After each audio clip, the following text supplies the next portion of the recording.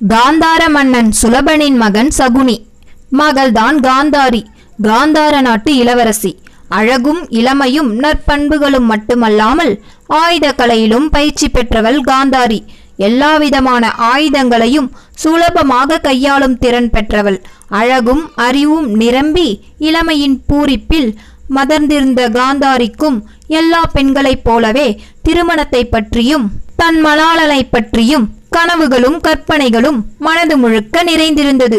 சிவபெருமானிடம் தனக்கு 100 பிள்ளைகள் பிறக்க வேண்டும் என்ற வரத்தை பெற்றவள். அவளின் ஜாதக தோஷப்படி அவளை திருமணம் செய்யும் முதல் கணவன் இறந்து விடுவான் என்ற விதி இருந்தது. இது தெரிந்தால் எந்த மன்னனும் தன் மகளை மனம் புரிய துணிய மாட்டானே என்ற கவலை காந்தார மன்னனை பெரிதும் வாட்டியது. அதே சமயத்தில் பீஷ்மர் தன் குலம் தழைக்க குருகுலத்தின் வாரிசுகளான திருஷ்டராட்டினருக்கும் பாண்டுவுக்கும் பெண் தேடிக்கொண்டிருந்தார். திருஷ்டராட்டினனுக்கும் மனம் முடிக்க காந்தாரியை பெண் கேட்டு வந்த பீஷ்மரின் தூதை காந்தார நாட்டு மன்னன் உடனே ஏற்கவில்லை. அறிவும் அழகும் ஆற்றலும் நிரம்பிய தன் மகள் ஒரு கண் தெரியாதவனுக்கு மனைவியாவதா என்ற எண்ணம் அவனை வாட்டியது. அதன்பின் குருகுலத்தின் அருமை பெருமைகளை மனதில் கொண்டு பார்வையற்ற திருத்தராட்டினனுக்கு தன் பெண்ணை திருமணம் செய்து வைக்க சம்மதிக்கிறான். ஆனால் மகளுக்கு இருந்த தோஷம் அவனை கவலையடைய செய்தது. அதனால் ஒரு உபாயம் செய்கிறான். தோஷம் நீக்குவதற்கு பரிகாரமாக ஒருவரும் அறியாமல் ரகசியமாக ஒரு ஆட்டுக்கிடாவை அவளுக்கு திருமணம் செய்து வைத்து பின் அதை வெட்டி பலி கொடுத்து விடுகின்றனர். அதன்படி காந்தாரி தன் முதல் கணவனான ஆட்டுக்கிடாவை இழந்துவிட்ட விதவை. திருத்தராட்டினன் 2ஆம் கணவனாகி விடுவதால் அவன் ஆயுளுக்கு பங்கம் இல்லை என்ற கணக்கு சரியாகி விடுகிறது. திருஷ்டராட்டினன் தான் தன் கணவன் என்று பெற்றோர்கள் நிச்சயம் செய்திருப்பதை அறிந்த காந்தாரி மறு வார்த்தை கூறாமல் சம்மதம் தெரிவித்தாள். கண் தெரியாதவனாய் இருந்தாலும் தன் கணவன் குருகுலத்தின் மூத்தவன் அரசகுமாரன் என்ற காரணங்களால் மனம் தேற்றிக் கொண்டாள். சகல சீர்வரிசைகளுடனும் பரிசுகளுடனும் தன் தமக்கையை காந்தார நாட்டிலிருந்து பாரதத்திற்கு அழைத்து செல்கின்றான் சகுனி. அங்கு காந்தாரியும் சகுனியும் சகல மரியாதைகளோடு வரவேற்கப்படுகின்றனர். திருமண ஏற்பாடுகள் விமர்சையாக நடைபெறுகிறது. தன் கணவன் பார்வை அற்றவனாக இந்த உலகை காண முடியாதவனாக இருந்த காரணத்தால் தானும் இனி இவ்வுலகை காண மாட்டேன் என்று தன் கண்களை கருப்பு துணியால் கட்டி கொண்டு விட்டாள் காந்தாரி. காந்தாரி திருமணத்துக்கு முன் தனக்கு இருந்த தோஷத்தால் ஆட்டுக்கிடாயை மனம் செய்து கொண்டதும் அதன்பின் அதை பலி கொடுத்து முதல் கணவன் இறந்தான் எனும்படி தோஷ பரிகாரம் செய்ததும் பீஷ்மருக்கு தாமதமாக ஒற்றர்கள் மூலம் கிடைக்க தன் குருகுலத்திற்கு விதவை மருமகள் ஆவதா?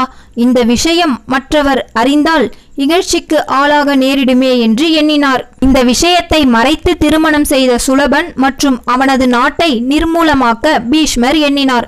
காந்தார நாட்டுக்கு படையெடுத்து சென்று எல்லோரையும் சிறைபிடித்தார். அப்போது பீஷ்மரை சமாதானப்படுத்திய சுலபன் மற்றும் அவரது உறவினர்கள் பீஷ்மருக்கு விஷம் வைத்து கொல்ல திட்டம் போட்டனர். இதையும் ஒற்றர்கள் மூலம் தெரிந்து கொண்ட பீஷ்மர் கோபத்தின் உச்சிக்கே சென்றார். ஒட்டுமொத்த சுலபன் கூட்டத்தையும் பாதாள அறைக்குள் சிறையில் வைத்தார். ஒட்டுமொத்த குடும்பத்தையும் நிர்மூலமாக்குவது பாவம் என ஆலோசகர்கள் சொன்னதால் ஒரு நாளைக்கு 2 பிடி உணவும் 1 சுரக்காய் குடுவை அளவு நீரும் மட்டுமே அவர்களுக்கு வழங்க உத்தரவிட்டார். தன் உடன் பிறந்தவர்களையும் உற்றாரையும் நோக்கிய சகுனி, இந்த உணவை வைத்துக்கொண்டு ஒரே ஒருவர் உயிர் வாழ முடியும். மற்றவர்கள் ஒருவருக்காக உயிர் தியாகம் செய்துதான் ஆக வேண்டும். இல்லையென்றால் அனைவரும் அழிந்து போவோம். யார் உயிர் வாழ வேண்டிய நபர் என்று நமக்குள் முடிவு செய்யுங்கள் என்றான். சிறிது நேர ஆலோசனைக்கு பிறகு சகுனியின் தந்தை சுலபன், அறிவில் சிறந்த சகுனியே உயிர் பிழைக்க வேண்டும். சகுனி தன் உயிரை பீஷ்மரின் குலத்தை ஒழிக்கவே பயன்படுத்த வேண்டும் என்று கூறினார். அவர் சொன்னது அனைவராலும் ஏற்றுக்கொள்ளப்பட்டது. அப்படியே ஒவ்வொரு நாளின் உணவும் சகுனிக்கு அளிக்கப்பட்டது. அவன் கண்ணெதிரே ஒருவராக பசியால் செத்து விழுந்தார்கள். தந்தை சுலபன் மரண அவஸ்தையில் இருந்தபோது சகுனியை அழைத்து அவனது வலது காலை அடித்து உடைத்தார். சகுனி வலியால் துடித்தபோது, உன் ஒவ்வொரு அசைவின் போதும் இந்த மரணங்களை மறக்கக்கூடாது, பழி பழி என்று அலைய வேண்டும் என்றார் தந்தை. மேலும் அவரது வலது கையை ஒடித்து கொடுத்து, இதில் இருக்கும் எலும்பை கொண்டு தாயக்கட்டைகளை உருவாக்கிக்கொள். சூதாட்டத்தில் சிறந்த உனக்கு இந்த தாயக்கட்டைகளே வேண்டிய எண்ணெய் கொடுக்கும். இதை கொண்டே குருவம்சத்தை அழித்துவிடு என்றார். அதன்படியே அத்தனை உறவுகளையும் இழந்தான். பல வருடங்களுக்கு பின் அனைவரும் மாண்டிருப்பார் என கருதிய துரியோதனன் சிறைச்சாலையில் புகுந்து பார்த்தான். துரியோதனன் மேல் ஆத்திரம் பொங்கினாலும் சகுனி அதை அடக்கிக் கொண்டான். அன்பு மருமகனே, நீ எனக்கு எவ்வளவு பெரிய உபகாரம் செய்திருக்கிறாய். இந்த கயவர்கள் அனைவரும் சேர்ந்து காந்தார நாட்டின் பட்டத்துக்கு உரியவனாகிய என்னை ஒழிக்க திட்டம் போட்டிருந்தன. நீ அதை உணர்ந்து சிறையிட்டு இந்த கொடியவர்களை ஒழித்து காந்தார நாட்டை முழுவதும் எனக்கு உரிமையாக்கிவிட்டாய். இதற்கு உனக்கு எப்படி கைமாறு செய்வது என்று தேன் ஒழுக பேசினான். துரியோதனன் அவன் பேச்சை அப்படியே நம்பி விடுதலை செய்தான். சகுனி தன்னந்தனியாக சூதே உருவாக வெளியே வந்தான். மனமெங்கும் கோபமும் பழிவாங்கும் உணர்வும் மேலோங்கியது. குருகுலத்தை கூண்டோடு அழிப்பேன் என்று சபதம் செய்தான். தீமையின் வடிவான துரியோதனின் ஆலோசகன் ஆனான். வீணான மோதலை உருவாக்கி கௌரவ பாண்டவ யுத்தத்தை உருவாக்கி தனது சபதத்தை நிறைவேற்ற இறுதி வரை போராடினான். இந்த கதை உங்களுக்கு பிடிச்சிருந்ததுன்னா மறக்காம நம்ம சேனலை சப்ஸ்கிரைப் பண்ணிக்கோங்க.